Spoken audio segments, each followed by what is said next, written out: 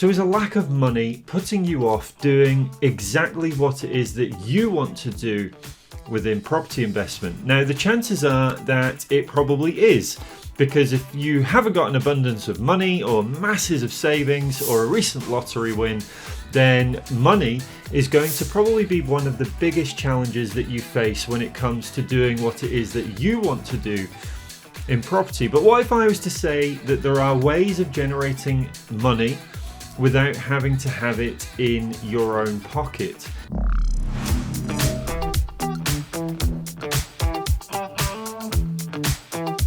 That's exactly what we focus on at Goliath Sourcing Academy, is building your portfolio, leveraging people with money in order to give them a win in terms of a return on that money, but not through the benefits of property investment, just simply by lending it to you for a fixed return, the same way as you would borrow money from the bank or other loan providers.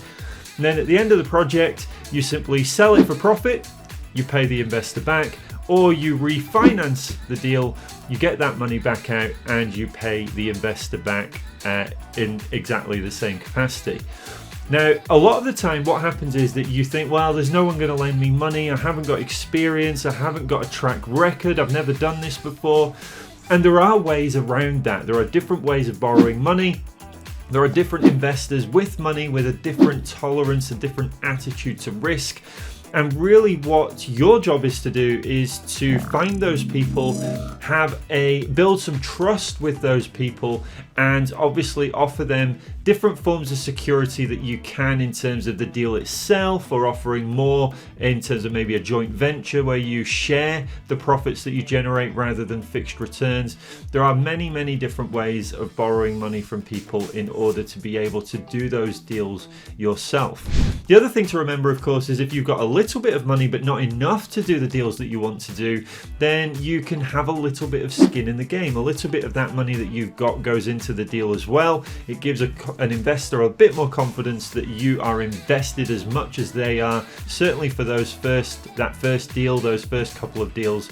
And trust me, once you've got that first one out of the way, you use it as a case study, you use it as a testimonial, and to be fair, with most investors, if you work with the right ones, they'll just simply reinvest that pot of capital back with you again. So don't let money be the thing that stops you from moving forwards on your property journey, because there are always solutions to the problems that are in your own head. You just need to know exactly how to go around them, how to fix them, and then how to get the confidence to be able to go and repeat that process. And soon you'll be building that portfolio that you want to build, not following strategies that are chasing money to then go and do the thing that you want to do.